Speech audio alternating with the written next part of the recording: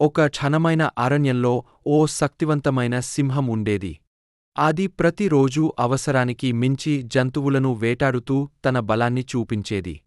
సింహం గర్జన విన్నప్పుడు అన్ని జంతువులు భయంతో దాక్కొనేవి.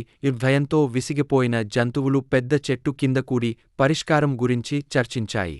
అందరూ ఆందోళనలో ఉన్నారు. అప్పుడు ఓ వయసైన తెలివైన నక్క ముందుకు వచ్చి ఓ బుద్ధిమంతమైన పథకం చెప్పింది. తరువాతి రోజు నక్క ధైర్యంగా సింహం గుహకు వెళ్ళింది.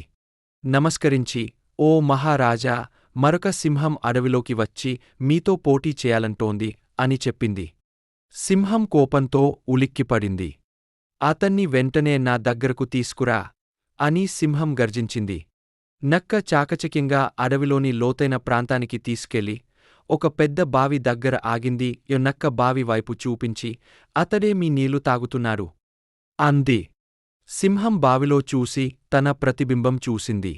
అది మరొక సింహమని అనుకుని గర్జించింది. కోపంతో అందమై సింహం బావిలోకి దూకింది. కాని అక్కడ మరొక సింహం లేదు, తన ప్రతిబింబమే. ఆ సింహం నీటిలో మునిగే చనిపోయింది. నక్క నిశ్శబ్దంగా అక్కడినుంచి వెళ్ళిపోయింది.